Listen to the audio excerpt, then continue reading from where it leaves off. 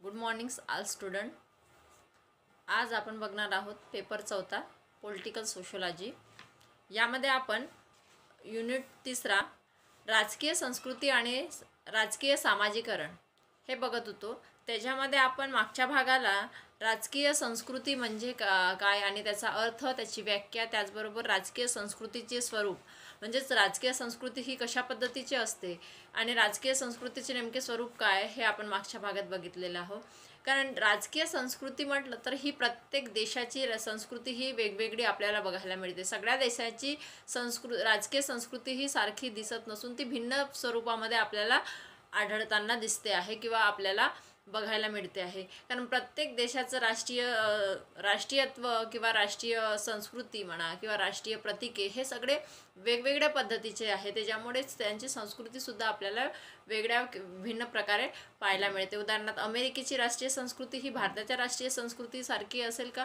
नाही, तर ती वेगळ्या प्रकारे असेल. त्याच्यामुळे प्रत्येक देशाची राष्ट्रीय संस्कृती ही वेगवेगळी असते. आणि त्याचबरोबर जेव्हा आपण राष्ट्रीय संस्कृती बघत असताना त्याला सामाजिक संस्कृतीसुद्धा एक सामाजिक संस्कृतीचा अंग म्हटलेला आहे. म्हणजेच काय, जसं ज्याप्रमाणे सामाजिक संस्कृतीमध्ये बदल होताना आपल्याला दिसते आहे, तर त्याच प्रकारे राष्ट्रीय संस्कृतीमध्ये सुद्धा आपल्याला बदल होताना दिसते आहे. एक समाजाला धरून ही राष्ट्रीय संस्कृती चालत असते आणि त्याच्यानुसार त्याच्यामध्ये बदल पण घडून येत असतात. त्याच्यामुळे काही सामाजिक संस्कृतीचा एक राष्ट्रीय अविभाज्य अंग ही राष्ट्रीय संस्कृती आपल्याला म्हणता येईल. तर प्रत्येक संस्कृती ही वेगवेगळी, जशी आपल्या समाजामध्ये वावरत असताना प्रत्येक समाजाची संस्कृती वेगळी आहे, कुठल्या विशिष्ट जाती धर्माची ही संस्कृती वेगळी आहे, त्याचप्रमाणे राष्ट्राची प्रत्येक देशाची संस्कृती ही भिन्न भिन्न आहे. इथपर्यंत आपण स्पष्ट केलेलं होतं. त्याच्यानंतर राजकीय संस्कृतीचे स्वरूप बघितले होते. त्याच्यामध्ये सामाजिक संस्कृतीचा एक अंग आहे. त्याच्यानंतर राजकीय संस्कृती सार्वभौम परंतु देशसापेक्ष असते. म्हणजेच सगळीकडे राजकीय संस्कृती ही सगळ्याच देशामध्ये असते. संस्कृतीशिवाय कुठलाही देश हा तयार होत नाही. प्रत्येक देशाला एक विशिष्ट संस्कृती लाभलेली असते आणि परंतु ती संस्कृती प्रत्येक देशाची वेगवेगळी असते. म्हणजे ती देशसापेक्ष आणि सार्वभौम असते, परंतु देशसापेक्ष असते. म्हणजे प्रत्येक देशाची ही देशापुरती किंवा देशापर्यंतच मर्यादित असते. म्हणजे प्रत्येक देशाची संस्कृती ही भिन्न भिन्न बघायला मिळते. त्याच्यानंतर राजकीय प्रतीके हे सगळे आपण राजकीय संस्कृतीचे स्वरूपमध्ये बघितलं होतं. त्याच्यानंतर आज आपण राजकीय सामाजिकरण म्हणजे काय आणि राजकीय सामाजिकरण मध्ये संस्कृतीचं काय महत्त्व आहे किंवा राजकीय सामाजिकरण कशामुळे घडून आला हे आपण बघणार आहोत. तर आपण राजकीय संस्कृतीचा अभ्यास केला आणि त्याचबरोबर प्रत्येक देशाची राजकीय संस्कृती ही भिन्न भिन्न असते हे पाहिलं. त्याच्यानंतर वर्षानुवर्ष देशाच्या राजकीय संस्कृतीची कमी अधिक प्रमाणात सातत्य आढळताना दिसते आहे. त्यानंतर राजकीय संस्कृती एका टोकाचा बदल झालेले दिसत नाहीत. या सर्वांचे एकच कारण आहे व ते म्हणजे राजकीय सामाजिकरण. त्याच्यानंतर म्हणजे सगळ्यामध्ये बदल झालेले दिसते आणि त्याचा एकच कारण आहे, तो आहे राजकीय सामाजिकरण. राजकीय सामाजिकरण एक संकल्पना आहे, तसेच प्रक्रिया देखील आहे. आणि प्रथम आपण सामाजिकरणाचे स्वरूप व अर्थ पाहूया. तर राजकीय सामाजिकरण एक संकल्पना आहे आणि त्याचबरोबर ती प्रक्रिया देखील आहे. तर या सगळ्या गोष्टी बघत असताना सर्वप्रथम आपण राजकीय सामाजिकरणाचा स्वरूप व त्याचे अर्थ बघणार आहोत. ज्या प्रकारे मानवामध्ये मानवी गुणधर्माचा विकास होतो आणि मनुष्याप्रमाणे सामाजिक प्राण्यामध्ये रूपांतर होते, त्या प्रक्रियेस सामाजिकरण असे म्हणतात. सामाजिकरण म्हणजेच काय, तर ज्या प्रक्रियेद्वारे मानवामध्ये मानवी गुणधर्माचा विकास होतो, मनुष्य प्राण्यांचे सामाजिक प्राण्यामध्ये रूपांतर होते, त्या प्रक्रियेला सामाजिकरण असे म्हणतात. आणि सांस्कृतिक वारसा एक पिढीकडून दुसऱ्या पिढीकडे संक्रमित करणारी प्रक्रिया म्हणजे सामाजिकरण होय. संस्कृती ही सुद्धा एका पिढीकडून दुसऱ्या पिढीकडे संक्रमित केली जाते, म्हणजे एका पिढीकडून दुसऱ्या पिढीकडे दिली जाते. त्याच प्रकारे सामाजिकरणाची ही प्रक्रिया एका पिढीकडून दुसऱ्या पिढीकडे होत असते. आणि मनुष्य जेव्हा समाजामध्ये वावरत असताना, कारण आधीच आपण समाजशास्त्र शिकत असताना सगळ्यात आधी मनुष्याचा विचार करत असतो, तेव्हा मनुष्य हा मानव हा समाजशील प्राणी आहे. तो समाजाच्या व्यतिरिक्त कुठेही राहू शकत नाही, तो एकटा कुठेच राहू शकत नाही. तो समाजाचा एक घटक आहे, समाजाचा अविभाज्य अंग आहे. त्यामुळे जेव्हा मनुष्याचा सामाजिक गुणधर्मामध्ये रूपांतर होते, एखाद्या विशिष्ट त्याला समाजामध्ये त्याला विकास होते, तेव्हा आपण सामाजिकरणाची प्रक्रिया घडत आहे असं समजू. आज छोटा मुलगा आहे, काही 4-5 वर्षाचा, हळूहळू तो मोठा होतो, त्याच्यामध्ये त्याला समाजाचं गुणधर्म कळायला लागतात आणि तो समाजामध्ये सामाजिक प्रक्रियेमध्ये सामील होतो. अशा वेळेस ती सामाजिकरण तयार होत असते असं त्यांचं म्हणणं आहे. त्याच्यानंतर सामाजिकरणाच्या प्रक्रियेद्वारे व्यक्ती ही समूहाच्या चालीरीती, परंपरा, विचार करण्याची पद्धती अंगीकारतो आणि स्वतः समूहाचा शारीरिक व मानसिक हिस्सा बनत असतो. काहीच्या मते सामाजिकरण एक शिक्षण आहे, तर या शिक्षणाद्वारे व्यक्तीस सामाजिक भूमिका पार पाडण्याचे ज्ञान मिळते. समाजाच्या स्थितीसाठी समाजाला विशिष्ट मानसिकता असणाऱ्या व्यक्तीची गरज असते. अशा व्यक्ती समाजात ज्या प्रक्रियेद्वारे बनवतो त्या सामाजिकरण असे म्हणतात. थोडक्यात काय तर मनुष्यच प्राण्यांचे सामाजिक प्राण्यामध्ये रूपांतर करण्याची अव्याहत सातत्याने निरंतर चालणारी प्रक्रिया म्हणजे सामाजिकरण होय. तर ही समाजाची एक आपण सरळ साधी व्याख्या केलेली आहे की मनुष्य प्राण्यांचे सामाजिक प्राण्यामध्ये रूपांतर करणारी प्रक्रिया म्हणजे सामाजिकरण. म्हणजे साधा मनुष्य आहे, त्याला समाजामध्ये वावरत असताना किंवा समाजाच्या चालीरीतीमध्ये रूपांतर करताना, समाजाच्या चालीरीती त्याला परंपरा ह्या सगळ्या तो स्वतःमध्ये अंगीकार करतो किंवा स्वतः शारीरिक मानसिक सगळ्या गोष्टींना स्वीकारतो, तेव्हा त्याचा सामाजिकरणाची प्रक्रिया सुरुवात होत असते. तर राजकीय सामाजिकरण आणि राजकीय संस्कृतीचा एक भाग आहे. ज्याप्रमाणे सामाजिक संस्कृती ही राजकीय संस्कृतीचा एक भाग आहे, त्याचप्रमाणे राजकीय सामाजिकरण ही सुद्धा राजकीय संस्कृतीचा एक भाग आहे. आणि राजकीय सामाजिकरणाद्वारेच व्यक्ती आपल्या राजकीय भूमिकांना आत्मसात करीत असतो आणि व्यक्ती या प्रक्रियेद्वारेच राजकारणात सहभागी होत असतो आणि त्या माध्यमातूनच व्यक्ती हा राजकीय क्षेत्रामध्ये सामील होताना दिसतो आहे. त्याचबरोबर राजकीय व्यवस्थेत कोणत्या पातळीवर व्यक्तीला सहभाग करून घेण्याची प्रक्रिया म्हणजेच राजकीय सामाजिकरण होय.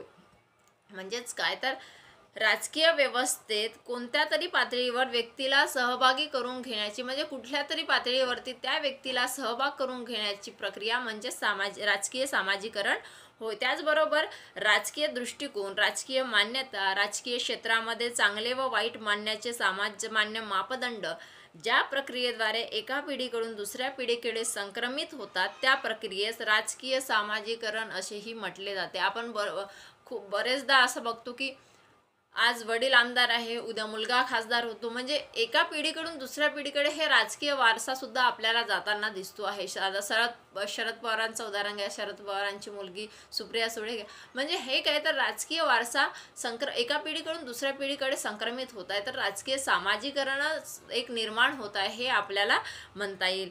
तर तरुण किंवा प्रौढ व्यक्ती असेल किंवा एक विशिष्ट प्रौढ व्यक्ती असेल किंवा तरुण असेल, व्यक्तींना राजकारणात कोणती भूमिका घ्यावी हे सतत सांगितले जाते आणि त्याचबरोबर हे सांगताना मागील पिढीतील तरुणांनी कोणती भूमिका घेतली याचा आवर्जून उल्लेख केला जातो आणि प्रौढांची व राजकीय भूमिका निश्चित करण्याचा प्रयत्न असतो. त्याचबरोबर समाज स्वीकृत राजकीय मूल्ये तरुणांच्या मनावर बिंबवली जातात आणि तरुणांकडून विशिष्ट भूमिका पार पाडण्यासाठी त्याची मानसिकता ही ज्या प्रक्रियेद्वारे तयार केली जाते त्याला राजकीय सामाजिकरण असेही म्हटले जाते.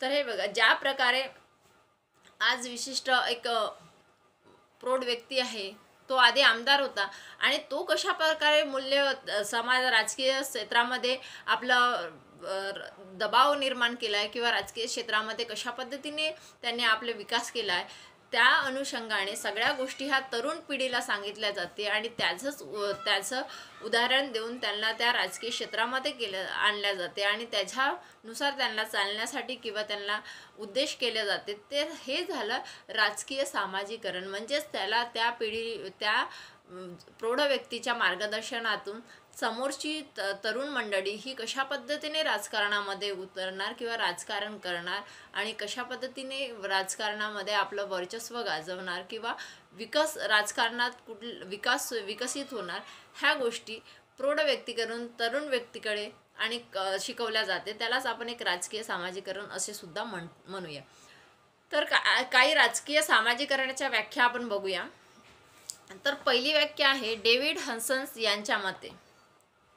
यांनी व्यक्तीस राजकीय प्रवृत्ती व वर्तनविषयक ज्ञान प्राप्त करून देणारी प्रक्रिया म्हणजेच राजकीय समाजीकरण होय असं म्हटलेलं आहे. डेव्हिड हंस यांच्या मते व्यक्तीस राजकीय प्रवृत्ती वर्तनविषयक प्राप्त करून देणारी प्रक्रिया म्हणजेच राजकीय समाजशास्त्र होय.